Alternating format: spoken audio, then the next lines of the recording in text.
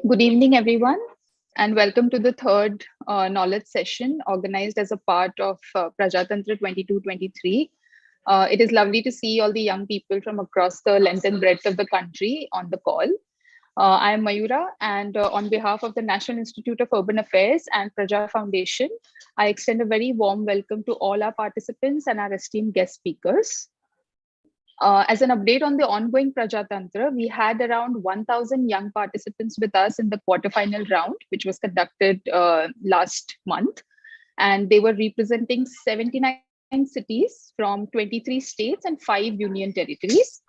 I would like to take a moment here to congratulate everyone who participated in the competitions with such enthusiasm, and also to all the young members who have qualified for the semi-finals that will take place tomorrow and the day after. We wish you all the very best. Before I introduce the speakers, let me just take a moment to spell out the ground rules for the session. Please put any questions that you may have in the chat box or the Q&A box, and our speakers shall try and answer most of them. For the participants who have not been able to join due to the limit of the Zoom meeting, this session is also live streamed on Praja Foundation's Facebook page and NIUA's YouTube channel. It gives me great pleasure to introduce today's speakers. We have Mr. Kunal Kumar, who is the Joint Secretary at the Ministry of Housing and Urban Affairs, and also the Mission Director of the Smart Cities Mission. Previously, he has held the offices of Municipal Commissioner at Pune and Kolhapur Municipal Corporation, and that of a District Collector in several districts of Maharashtra. He has presented several papers on e-governance, which received awards and citations, such as the National Award for the Best E-Governed District Award for Jalgaon District. He was also awarded by the Prime Minister of India for excellence in the Aadhaar Governance Award during his stint as the District Collector of Aurangabad. A very warm welcome, sir. Joining him, we have Manpreet Singh, who is the Chief Program Officer at the National Urban Digital Mission, hosted by NIUA. He has over 20 years of experience in government policy formulation and advisory, transformational governance reforms, and online citizen service delivery. A very warm welcome, Manpreet, and I hand over the floor to you. Thanks, Mayura, and welcome all the participants. Good evening all. And we have with us Mr. Kunal Kumar, who heads the Smart Cities Mission, and I work day in, day out with him on National Urban Digital Mission, and we only talk about e-governance. How do we bring e-governance? Typically, our scope is more of urban e-governance, but we'll talk in general today about e-governance. So over to you on in general. How has been your experience, Kunal sir, on e-governance landscape in the last 22 years of your service, and how do you see going forward the e-governance part of it? Then we can we'll deliberate further on that. So, it's a very fascinating topic, e-governance. And I have seen over the past 2 decades of my own administrative experience how, different kinds of experiments have happened under the garb of e-governance. So first of all, Manpreet, thank you for that introduction. And also, I'm indeed very delighted to be part of this discussion with such great people on this wonderful Friday evening. So let me keep it short in the beginning so that I can accommodate as many interactive questions and discussion as much as possible. I think all of us have to realize that there is probably time for everything. Things evolve on the back of things that happened in the past. It's nothing that is new. So maybe when the first versions of e-governance were making inroads in the early 2000s, late 90s, at that moment, what we were seeing is this intersection of something that is called new public management.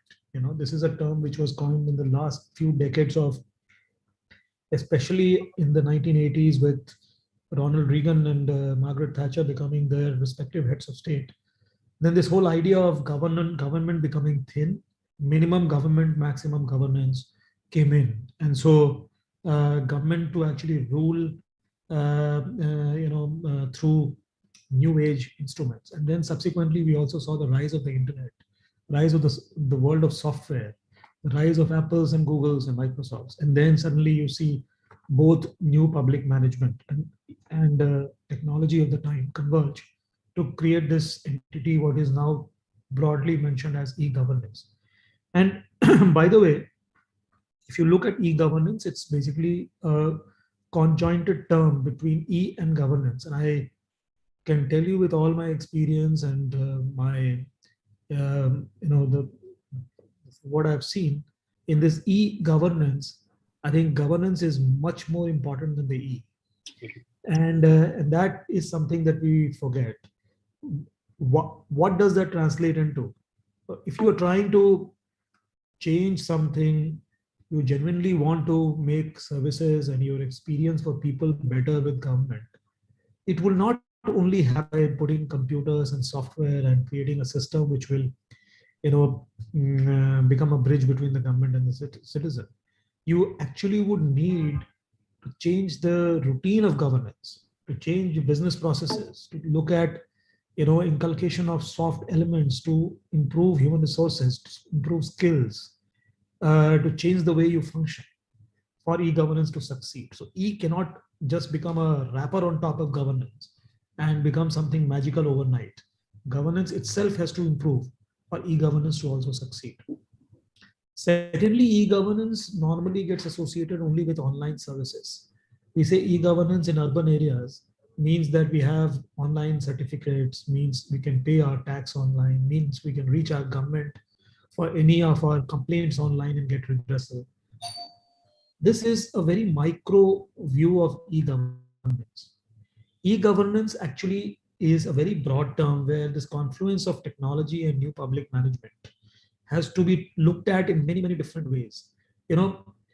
E-governance can actually also mean using technology to improve efficiency of governance. Let's say if you are able to use technology to reduce your fleet or to reduce the mileage that your solid waste management vehicles cover by say 50%, then you would have saved crores of rupees, which would have gone into petrol and diesel. Or by using on technological systems to work on your street lights, you could better manage them, so you could reduce the cost of energy that goes in managing your systems. You could use technology to improve public transportation in such a way that technology can give you inputs into where gaps are, therefore you can increase access to people there, and also you can plan and schedule your movement in a much better way. And there are n number of reasons. You want to solve the problems of pollution, you want to solve the problems of transportation, you want to solve the problems of water, sanitation, security, housing. Everything has an intersection with technology, and therefore e-governance merely in the shape of online services is a very micro view. It's a very important view because many people, for example, if I have to look at when I have accessed my municipal government, I may have only to pay my property tax, to pay my water bill, to raise a complaint. That's fine. But if you look at the systemic view of cities, but if I have a complaint, you can resolve it through e-governance, but there could be a systemic issue why that complaint is happening. And to fix systemic issues, technology also is needed in a much broader way. So for example, I am complaining all the time that my water doesn't come in my house. You can solve that by either saying that, well, it will come tomorrow, or maybe there was a fault. But systemic solution would be that that fault never occurs in the future. So I don't need to use your very efficient and sophisticated and very beautiful citizens grievance redressal system. So technology is to be looked at in a much broader, so e-governance has to be looked at in much broader ways. And as has been the evolution, for example, we say industrial revolution 1.0, 2.0, 3.0. Similarly, I think in e-governance, we've got through many phases. The first phase was when the computer first landed on the table of a government office.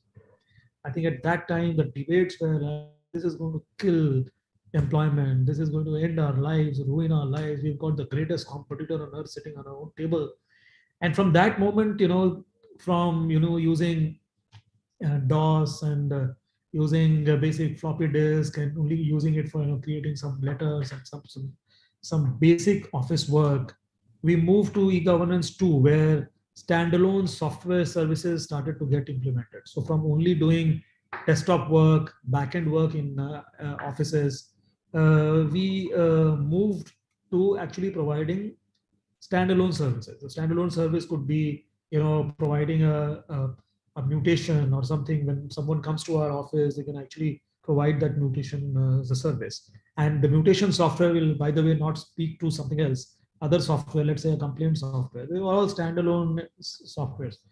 Then the third revolution, I think, could be towards moving towards integrated platform-based approaches. So, which is what we are currently seeing. If you see, so many of these, for example, UPI is an example of a platform. What we are trying to do under the National Urban Digital Mission with the OPO platform is a type of platform where you get into microservices, you get into aggregation both at the producer side as well as the consumer side, and everybody can find different meaning on the platform. And by the way, this is the buzzword. The platformization also is a word which is now used. And the fourth e-governance layer could be this proactive e-governance, where because of the use of artificial intelligence and machine learning and stuff like that, you will be actually able to predict what people need and therefore be able to solve it much before time. Instead of so that is inroads into actually personalized attention to citizens. So from back-end work, from the times of DOS to floppy disks and so on and so forth to actual standalone services, and then to move point, it was not online. Literally, you had to come to a center, to a third stage where we have, maybe there could have been a 3.5 stage where you have different services more efficient, and then fourth stage is this platformization stage, and then now the fifth stage, which is probably in some places is more proactive governance, where you actually predict and preempt what the citizen is going to ask. Now there is a approach which I think two fundamental things, I think, which any government needs to take into account when they talk about e-governance. I think if you really want to make a dent in providing ease of living, see, ultimately outcomes are important. E-governance is a means to improve the quality of access, efficiency, and quality of government services, and in this case, in urban areas. So if you want to do that, then you have to have basically a triangular approach, 3 nodes. One is you provide these online services in a very easy to access, simplified manner. The second is that you also need to, as a city, invest in, or through partnerships, make an attempt to increase digital literacy in society. Because if people are not savvy enough to be able to access the service you are providing, to be able to work on the service you are providing, then there will be a digital divide. When some people are able to use your services and some are not being able to use your services, because so I don't know how many cities are doing that, but it's easy, because if you see the National Digital India Mission, it provides for a beautiful 20-hour curriculum, which can be actually it can be a peer-to-peer thing. So all the great people on the call can actually decide, well, I will make 2 people or 1 person at least digitally literate. So you could administer this course to someone, and then a certificate is given, and that person, it's basic knowledge. Fear has to go away. And then the second thing is so the first thing is efficient online services. Second thing is literacy, and the third thing is access. So even if you are literate to be able to access online services, but you don't have access, which means either you don't have broadband, you are not able to pay internet costs, or you're not having access to any public Wi-Fi, so you will not be able to access online services. So this triangle always has to work in a city. People have to be sufficiently digitally literate to avoid the digital divide. There has to be online services of a proper kind, and there has to be access mechanisms of various ways to be able to reach the services to people. Then there is a second triangle also, which we call the people process platform triangle, where a city needs to invest in good quality human resources, build teams, people, technical prowess has to be there. And it's not only about technology, but it's also about having the right people who can communicate with citizens and the community, who can translate their feedback and their asks into what technology delivers. So technology is not for the sake of itself. It is for solving a problem or to address a situation. But who brings that to knowledge? So it comes from the community. It is basically that you need people who can bridge that. So you have to invest in people. Then you need to invest in processes. So as I said, business process reengineering is one aspect. Having policies on how you'll manage data, having policies on how different government departments will interact. Let's say it is a building permission case where 7 different departments have to give NOCs before a certificate or approval can be issued. So those 7 departments have to find a way of mechanism of interacting, and therefore the software will only ride on top of that interactive methodology. So processes have to be put in place. And the third thing is platforms. Now you can talk of platforms broadly. We say platform or the technology or the vehicle by which this service will be delivered. So you have to invest in people, you have to invest in those vehicles or platforms for which these services will be delivered, and you also have to build processes. So these two triangles are always in my mind when I think about technology.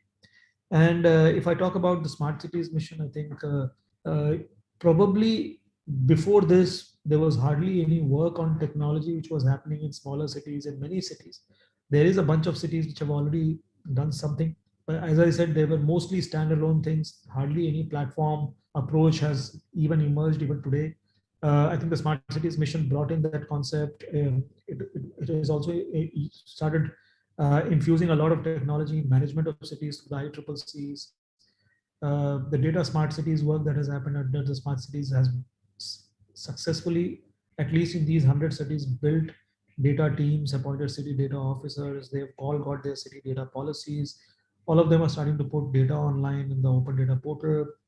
People are working on the urban data exchange to provide a secure conduit for data transfer between public and private entities.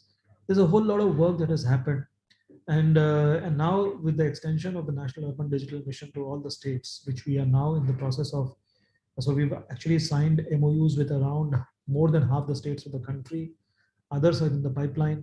So all the states and union territories are now committing to adopt the National Urban Digital Mission model to implement e-governance, and hopefully over the next 5 years, if all goes well and we are able to do well, all the states and cities in the country, all the cities and towns in all the states and UTs in the country should be able to provide a basic level of 6 to 9 services online in a good quality manner to all their citizens, which is where Manpreet is also coming, and he's working with us, and there's a big team which is working with us here. And at the end of the day, there is a lot of planning that is required. There's a lot of hard work that is required if you want to do it in a very systematic manner. Otherwise, if you just go ahead and buy some software and then subsequently you don't even have maintenance cost to maintain that software, or maybe you even don't have recurring maintenance done either by the same people, and then you have vendor lock-ins, you don't get much distance. So we have to do it in a systematic manner. You have to do it in a manner where there is longevity, the sustainable solutions are found, and there is agility in the software that you build, which is where the platform approach is very important. And you are able to create a structure where federated units like states and cities can actually innovate on top of. So you created a basic layer, and on that top, all the states and cities can actually customize the software and customize the applications based on their needs. So that is where we are currently, and there is a lot of good work that is happening in e-governance across the country. Many government departments are moving towards online services. But as I said, we have to be holistic in our approach, and that is being seen in many of these implementations. You've seen what NHA is doing, the National Health Authority is doing. You've seen what some bits of it is happening in agriculture, some of it is happening. GST is a classical example of how e-governance has brought together a lot of work. So GST is a huge network, and all of that is electronically. What better to talk about than Arogya Setu and all the the COVID application and all that was done to manage the COVID pandemic. So great work is happening. We are all learning from each other, and hopefully we will be able to create much better services going forward. So I'll stop here. I wanted to be short, and then maybe open up to discussion or open up to questions and discussion. Thank you. Right. So it was a wonderful way of describing e-governance with your experience, sir. And I would sum it up. Typically, 3 objectives you talked about. E-governance is not only about it's about governance. If I talk about final objectives, ease of living is one of the objectives. to our audience in a very simplified manner, it can be you can get an income certificate without any patwari verification. That's something on an ease of living. You can get your birth certificate directly from a private hospital. That's ease of living. Third part is if for an old age pension, any person who's getting 60 years of age, he doesn't have to apply for an old age pension. You have his age record, you have his in every record. Why doesn't he get his certificate at his own? Why does he need to apply for it? That's ease of living. Second pillar we talked about was ease of doing business. Somebody wants to set up a trade license. Why does he need to submit 10 documents for putting up his trade license or getting his trade license? Why doesn't he get a dean certificate on day one? Why does he need to have a government interface in process of inspection in setting of ease of doing business? Third part is the government efficiency. How do we increase? We have seen, sir, property tax collections are 0.2% of GDP in India. If you look at developed nations, they're like 6% of GDP is property tax. And why can't we use E as part of our government efficiency building? So these are three typical, objectives. Now coming back to some pillars, you talked about process, people, tech, the data part. Data part I've seen very close to your heart, especially when we talk always about dashboard. We talk about not only quantitative SLAs, but also the feedback loop around those quantitative. How good was the quality of service delivery? So we want to understand from your side the data part of it, plus the challenges around capacity, process, and typically these pillars are something around these pillars. How have you shaped up on the data part and challenges around these three pillars?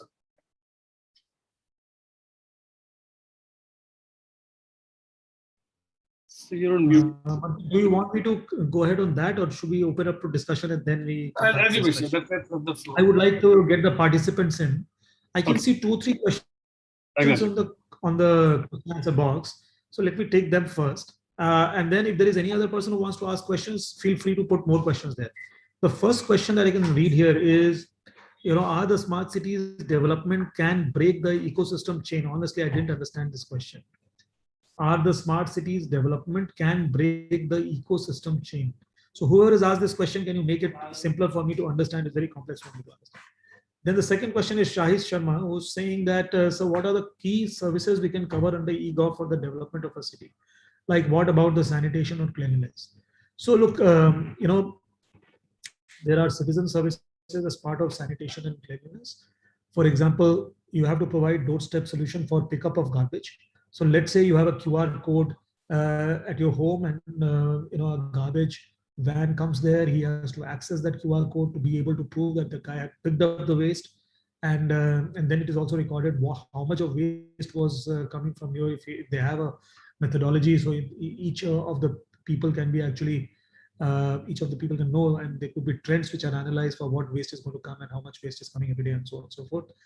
That is there. Plus about sanitation and water supply, you can actually give water connections, sanitation connections, sewage connections using GIS and e-governance solutions. And there are so many services. You can name the service. By the way, you can give certificates. So it could be birth certificates, death certificates. It could be any other kind of certificates.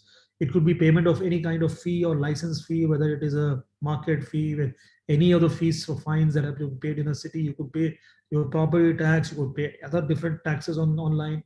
You could also use for, as I said, permissions, whether it is a building permission or a permission to set up a shop, or to permission to whatever land or whatever is development of land that needs to be done.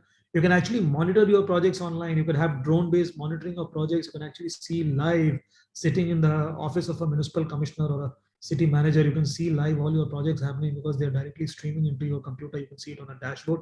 And of course, you could have grievance redressal systems for people to get solutions to, and proper escalation systems so that people feel accountable in the system.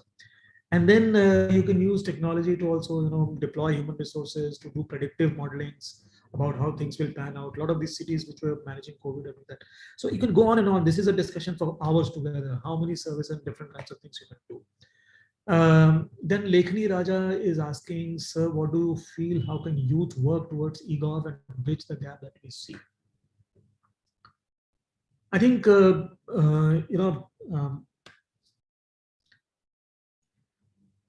fundamentally, a lot of opportunity is going to come in the urban sector in the next 2 decades. if you see India today is about 400 crore people living in urban areas, so 40 crore people, sorry. And that is likely to go up to 80 crores over the next 2 decades. So huge amount of urban influx is going to happen. And a lot of that influx will cause a pressure on infrastructure, will cause a pressure on climate, on air pollution, on traffic congestion, on health, on environment, on water, sanitation, everywhere. And plus they will demand services. So it's an amazing opportunity. So I would recommend youth to actually seriously take up uh, courses like urban planning, train themselves in, urban management, look at studying the intersection of urban and data and technology, look at becoming experts in transportation systems, look at housing markets. You can look at the political economy of land. You could look at urban economics. So these are areas where, not specifically directly, because as I said, eGov is not a standalone entity. Just like electricity. Well, electricity is used even in your house, it's in your car to charge your car, it's there at your building, anywhere you go. Electricity is a horizontal thing. It cuts across everything, anything. For example, you were attending a call because we could charge our laptop or computer through electricity. So eGov pans across all these sectors. If you're trying to work in housing, you need to have e-governance. If you're trying to work in urban transport, you need to know e-governance, work on e-governance. You may not be actually working on yourself, but you will have to work on with teams which know the technology behind those systems. So invest in knowing that. I mean, that's a great area of opportunity that is going to emerge, and probably thousands and lakhs of youth will be required to join the Indian urban governance ecosystem. And as we speak, there is a good move to actually, there's a lot of thought going in as to how more urban professionals can be excited and to join the system. So how do we create better incentive structures to people for youth to be able to join? Then there is a question talk about the Smart City Fellow and Engineering Fellow on the So within the government programs, especially like programs like ours, we've created this group called the Smart Cities Fellows. That's opportunity that we have created. So thousands of applications come in every year, and 40 to 60 people join us as Smart City Fellows. We actually work on a lot of digital technology based solutions, and they develop original solutions with their own experience as they work in cities. So that's a very beautiful model that has been developed. You can see it on our website. Then also there's this concept of TULIP, the Urban Learning Internship Program. And I would urge people like you to look at going on the TULIP portal. It's very easily accessible. You can type TULIP MIUA, Ministry of Housing and Urban Affairs, will get to that portal. And you can actually log in as a prospective student who wants to do this internship, and you'll get a offer, or you'll get an opportunity from various either smart cities or urban local bodies. So we're trying to create youth connected. This is not only being done by the mission. Smart cities at their own level are also doing it. State governments are also doing it. So youth is a very important area of focus in all these programs. Now the next one is RN Gautam, who is asking, how should developing country look at e-governance? As right now, most of the e-governance related technological development is done by developed nations. And what can developing nations learn from it? What are their challenges and how should we be ready for it? Well, I think at the level of technology, there is not much difference between a developed and a developing country at the moment. If you look at UPI in our country, hardly any country in the world can match the beautiful concept that it is. And that is the kind of technology that will succeed in developing countries. You look, I'll give you a funny example. I was like walking on the road, wanted to buy Nariyal Pani. Went to that guy, said, he said, "ठीक है, मेरे पास पैसा नहीं है." I said, "I'll pass it on. Google Pay है, कोई phone pay है." उसके पास वो भी नहीं था. So finally, a third person was also passing by. I said, "आपके पास Google Pay है." I gave him 50 rupees, and this guy gave 50 rupees to that guy. So we had a good UPI-based transaction among the three of us just because UPI existed. Now, you go to villages, people are using QR codes. I am surprised. You go to buy vegetable, वो उसको बोलो तो बोलेगा sir phone पे कर दो. So that is the kind of technology that we are developing. So our technology has to be easy to access, which has been proved by this one. Look at what has happened through COVID, how people have registered for vaccination, and how this Arogya Setu thing played out. This is not even available in developed countries. I was, for a brief while, when the COVID situation was bad, I was in the US, and I can tell you that people were getting tested 8 days later, and the test result was coming 8 days later, and some vaccination requests also were taking a huge amount of time. In our case, well, we were shouting at our government if it was coming about 2 hours late, but that is the situation in countries like US. Point I'm making is that technology itself is available now. Deploying it in the right ways, being innovative with it, creating proper test beds so that you are able to test out solutions which matter to you the most. We require solutions, and sometimes also taking this approach that best can be enemy of the good. So you have nothing, and you start talking about only having a chartered aircraft. You can first have a bicycle, then you can have a car, and then you can move it. So the point I'm making is that in e-governance, technology itself should not be the fact. What you are trying to achieve, as I said in the beginning, what you are trying to achieve and how it can be achieved in a doable way today can be upgraded tomorrow, and it can be done in a way which is very suitable to our context. That has to be seen. So the processes, hows of doing it is important. The technology itself is available. We have excellent talent in our country. Also, we need to create templates and toolkits, and we will be able to hasten. So somebody does something good, as a national government, as a state government, we should be able to collate that information, spread it to other people so that they can learn from it and do something faster. People should not be making the same mistakes again and again. We don't have that luxury of resources. So the sharing of ideas can happen, and we have to look at also open source deployment of in areas of criticality. So I think developing countries may, specifically today, I think India is really setting very high standards for many countries. And I would say reverse. Developed countries are now in a time has come that they should look at what countries like India is doing. The challenge with us is not in technology. The challenge with developing countries, and also the challenge with India, is the implementation, to get through the business processes, to actually break through the silos, to be able to change the efficacy of government itself, to be able to change the outlook of governance, to change from traditional ways of working to a new age of working. That is more important and more troublesome in a developing country, because systems develop over time, which is why it's a developing country. We are all said and done 75 years after independence, but our systems are evolving. Our urban governance is evolving. So E can only do that much, but governance has to improve. So I think the bigger problem is that, not the technology itself.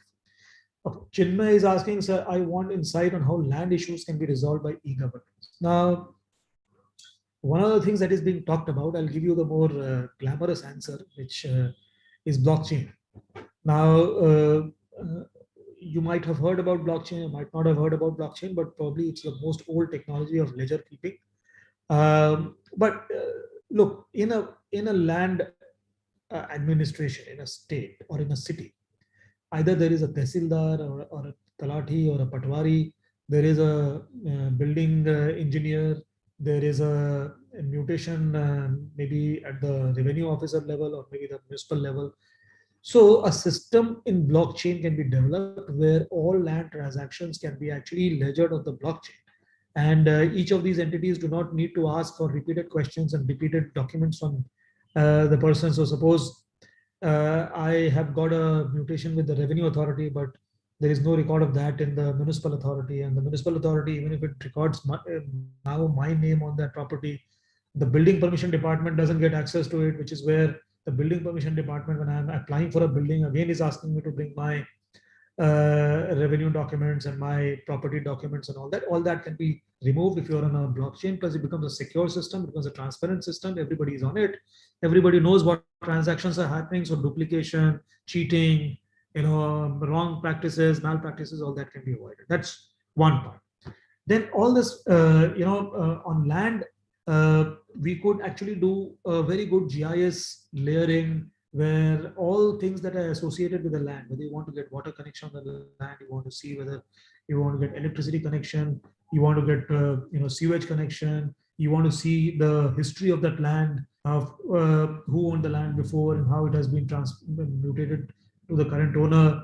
All that is possible on GIS, and linking together all the data that is available with multiple different government departments.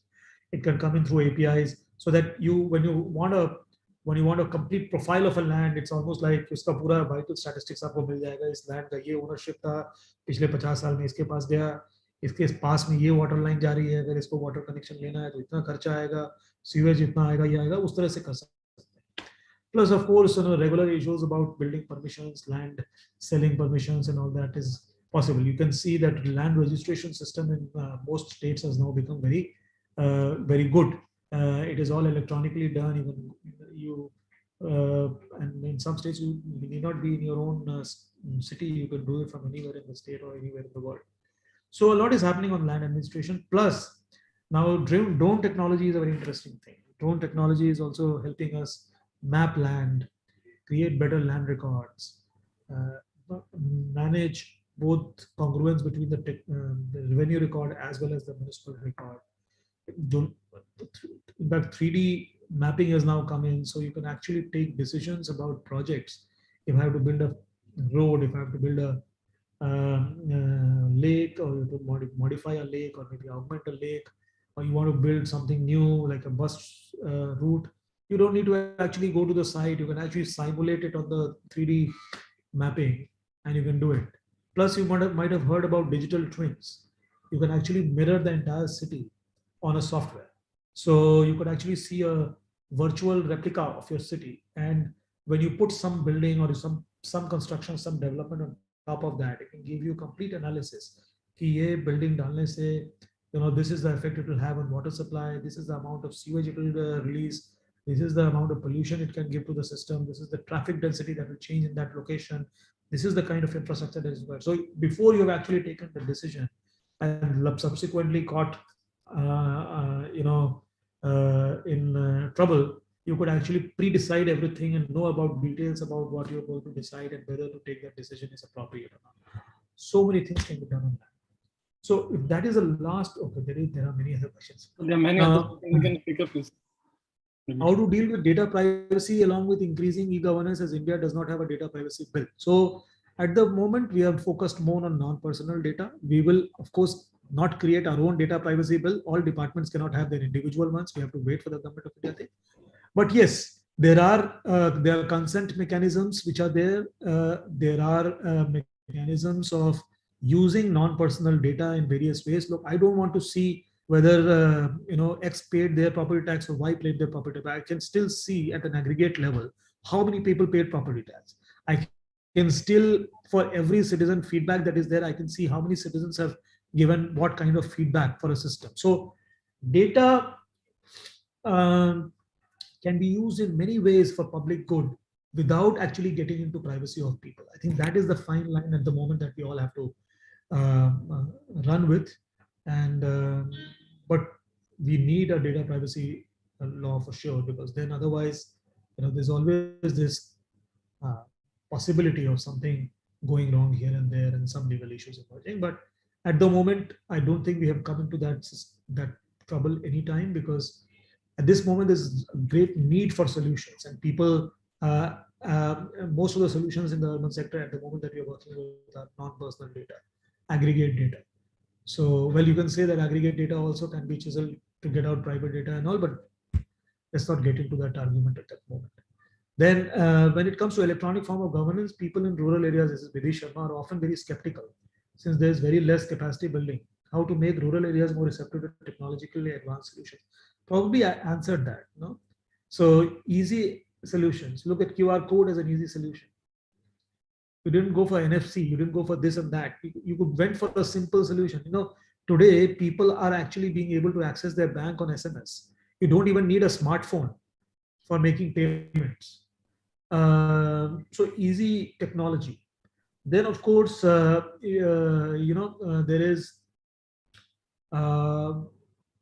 business models. So you will have to create business models where people in the same village can actually take leadership. So this has happened very beautifully in the citizen centers in many rural areas, where a volunteer or a young entrepreneur from the same village has set up a citizen service center, and most people can access citizen services at that center. So that person belongs to that city and therefore has an ownership, and therefore gradually can train other people to be able to access, and he has a business interest also. So uski bhi bhala ho jata hai, gaon ka bhi bhala ho jata hai. So I think those are issues, and as I said, functioning literacy, rural digital literacy पे काम करना चाहिए. अब तो Bharat net से जो है हर गांव में, हर ग्राम पंचायत में वाईफाई सॉरी ब्रॉडबैंड पहुंच रहा है. उसका अगर पूरा नेटवर्क बन गया तो आप सोचिए कि everyone in the villages will also be able to get easy access. So we are moving towards all that. Now in some e-governance systems, that's why Raju, we see automatic closing of complaint within its due time without complaints concern. How can we resolve this issue? This is interesting, and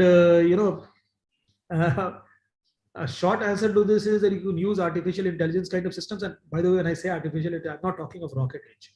And artificial intelligence is now good enough old technology. You can actually use such systems to predict कौन से बंदे ऐसा कर रहे हैं system में, which areas are seeing most of this happening, and therefore they can be plugged out, and they can be they will know that they are being watched and they can be seen. The second thing is that there may be genuine issues, which is why the person has to is trying to do this. So maybe there is no water supply line there, and people may keep complaining about water supply.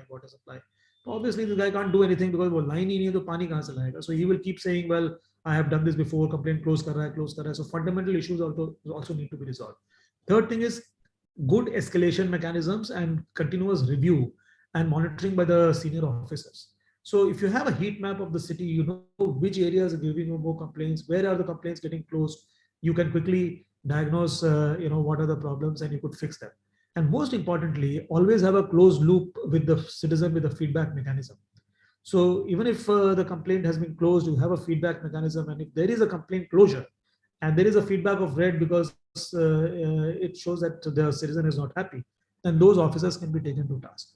So technology provides a lot of these solutions. On the feedback part, there is a tech plugin from Mighty Government of India called Rapid Assessment System. It's a small plugin, gets attached to any application. Whenever a citizen application is closed, a message goes to that person with a link. In case the rating is poor, he can reopen the grievance also. That's a tech part of the loop closure. चलो मैं अगले question पे जाता हूँ. अभी RN Gautam is saying, what is the role of urban planners? The role of urban planners is like role of urban doctors. Just like doctors treat you, urban planners are supposed to treat all that can go wrong. So by the way, it's a different approach. So urban planners are not the ones who design cities. Doctors don't come and design your lives. They only come in when your life gets into trouble. So urban planners have to rule by exception. When I'm saying rule, it's not rule. Urban planners come in by exception.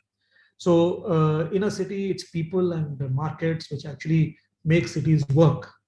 But while they do so, they may not be efficient utilization of space. There will be low supply of social infrastructure. अगर सब market based ही होने लगा तो school ही नहीं बना, hospital ही नहीं बना, roads नहीं बने, environmental degradation हो रहा है. So इन चीजों को रोकने के लिए अर्बन प्लानिंग की जरूरत है. तब वो डॉक्टर आता है और उसमें जो है ये टेम्पलेट बनाता है कि हाँ इस तरह से होना चाहिए. बाकी चीजों में एंटर नहीं करना. आज के दिन में अगर आप देखोगे अर्बन प्लानिंग में most of the things that we do are about building की हाइट कितनी होनी चाहिए, कमरा कितना बड़ा होना चाहिए, उसमें खिड़की कितनी बड़ी होनी चाहिए. I think we should do less of that and increase more focus on how we can save the environment, how can the traffic congestion be resolved, more on the public realm instead of the private realm. So short answer to your question. Then Amar is saying, sir, how to make economically weaker people part of e-governance system? Digital literacy, provide easy access, broadband, Wi-Fi, and also about the third thing is good online services, easily accessible online services like this QR code business or simple mobile apps or things which can work even with non-smartphones.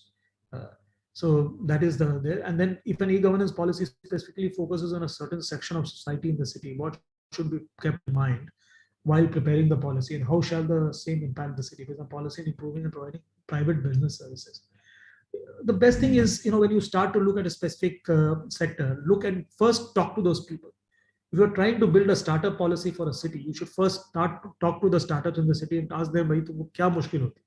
If you're putting up something for businesses, you ask them, what is it? You can do a sample survey across the city, do about 200, 500 people, set up a team, you can organize the team from the local college, get those people under tulip, train them, let them go to the businesses, ask them questions, get what the problem is, create a platform which solves those problems. So when you're doing specific problems, it's always good to start with those specific people, ask them, and then create a solution. And by the way, don't confuse between symptoms and actual problems. So sometimes when we talk about, I can give you it's like traffic congestion. It's there everywhere. You can see urban flooding. It's the case of Bangalore. You can see it in newspapers every day. Now, urban flooding is not the problem. It's a symptom of a problem, which is bad, planning in the way the city has been laid out. Urban flooding is basically the symptom of that. So if you try to solve symptoms and leave the main problem alone, you will never be able to solve the problem. It's almost like having crocin and not taking antibiotic, तो वो कभी disease ठीक ही नहीं होगी. So I think this is where the real problems of people need to be looked at. It's not only about providing a building permission system, but it's also about, sometimes the person will say, well, your law itself, if this changes, then probably everything will be sorted out. So maybe an e-governance system is not required. Just changing the law would have solved the problem for ease of doing business. That's the way to approach it. Then e-governance was introduced to make governance more transparent. How is citizen-oriented governance being ensured end to end? But I think all those things that I've talked about is pretty much this question's answer. What should be kept in mind, Lekni Raja says, when a policy on e-governance is framed, and what are the challenges faced when framing a policy? As I said, people part, process part, platform and tech part have to be looked at. Then you have to look at the choice architecture.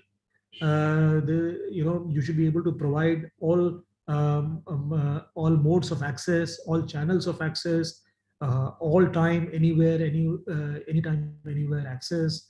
You should be able to prepare systems where you don't create vendor lock-ins. You have an open architecture. People can innovate on top of it,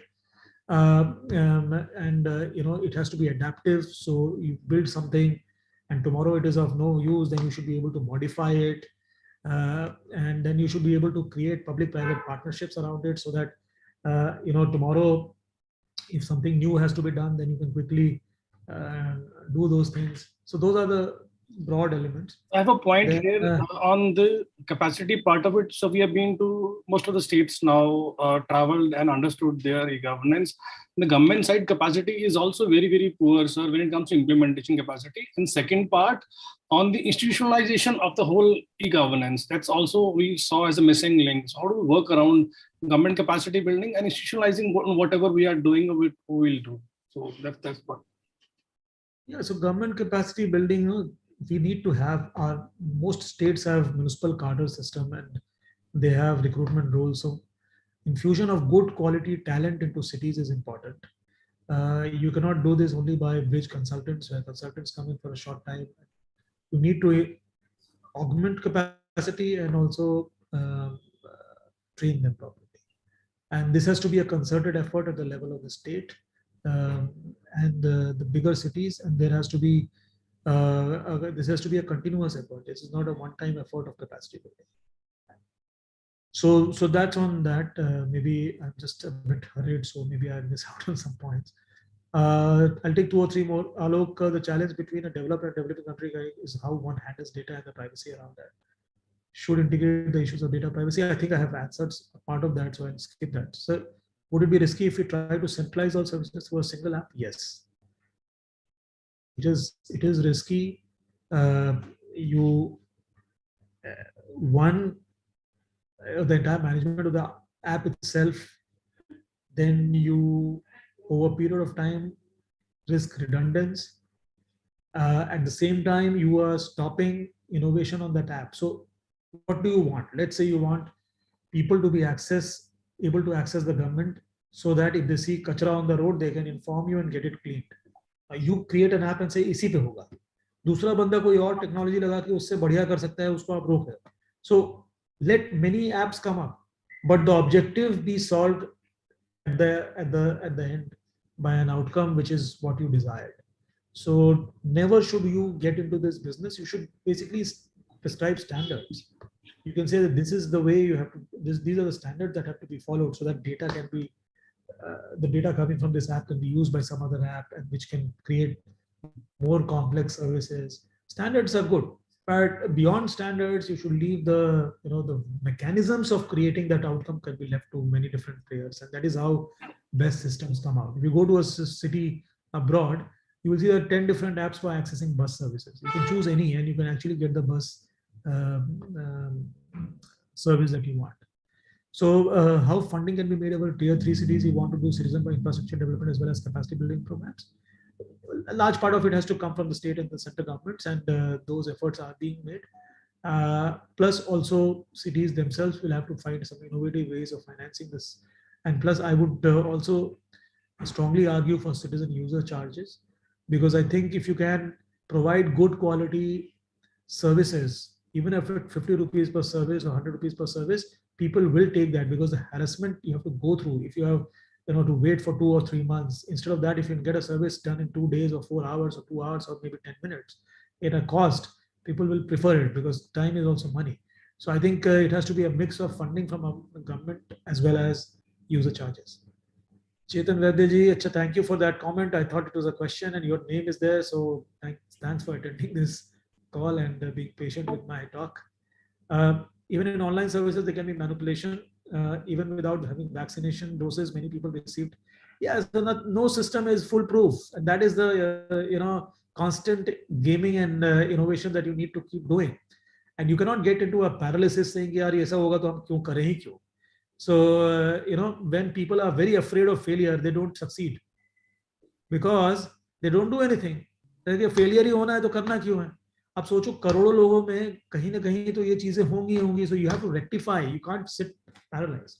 So you have to start small, succeed, see the problems, do the next level, see the problems, do the next level. It's continuous evolution. No system is set at any given point of time. Then Lovepreet, which seems to be Manpreet's relative. Sir, who to tackle the housing society problems? Will become my relative with all Preets. I think housing society problems, you look at, if you're talking about RWAs and all, they can have their own integrated systems within for citizens to interact with each other, elderly to interact with each other, children to interact with each other. There could be a problem-solving app. I live in a society where there's a problem-solving app, where if you have a problem related to a carpenter, you have a plumbing problem, and all, you can raise it, and the society has a system by which that problem is rectified. Things like that can be done. Can e-governance create threat in job opportunities in the future? I have probably talked about it. Each solution that you creates two different, problems and two different solutions as well. For example, you see Amazon came and Zomato came, and everyone thought restaurants will go away, but restaurants are still there. But there's maybe there is a dent there, but there is a big gig economy that has been created. Now there is always going to be a plus. There is always going to be a minus. In certain areas where plus exceeds the minus, there will be job creation. In some areas where the plus will be less than the minus, jobs will go down. But on an average, you will see that one opportunity goes, other opportunity comes up, which is where it's not about job, it's about skill. And today, a person needs to have diversity of skills, need to keep retraining and training ourselves, so that if you lose one job because of some technology change, you're able to get another. So it's more important to now do multiple cycles of skilling. How to mitigate the problem? Multiple bylaws states have for, so urban is a state subject. It's not a problem if states have different laws, but it is a problem in the state you have multiple laws. That should be done away with. And also at the national level, we could see, that broadly where citizen services are concerned, laws can be simplified so that, people have universal access sort of across the country. Like, for example, what is being tried about in the ration card. So you have a ration card which is available to you across the country, and you can access ration. If you're a ration card holder in Indore, you can still access ration in, let's say, Belgaum or Bangalore. So I think I have been able to... In Haryana, there are 4 agencies which are implementing building plan. One is ULB, Town Country Planning, Urban Development Authority. The 4 agencies are coming up on one platform now. So that's how they decided. So another example under NUDM we are seeing in Haryana, where they're kind of bringing it under one umbrella, all the bylaws under building placement. It's happening in one. So I don't know how much justice I have been able to do to the questions, but I hope some justice at least. No, sir, thank you for having me on the call, and thank you, Manpreet. Kya bol rahe the aap? So I was just saying it was wonderful. Aapka pura experience, you could actually see those in those answers, and it was actually wonderful. Even I had spent almost 6 months with you, but in these 45 minutes, I could gauge the experience you have in urban and in overall e-governance. It was wonderful. The audience would have been enriched. Over to Mayuri. Thanks a lot. Thank you, Kunal sir and Manpreet, for such an informative session and patiently answering all the questions of our young participants. I know you had limited time, but thank you for staying back. And we hope our participants have enjoyed it as much and benefited from the same. So once again, thank you everyone for joining, and we shall see all our young participants in the semifinals tomorrow. Goodbye. Thank you. Thanks.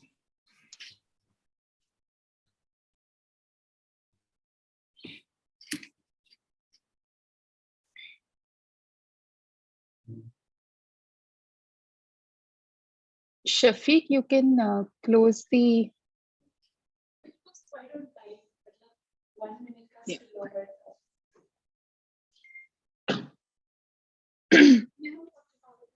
Recording stopped. Thanks, Shafiq.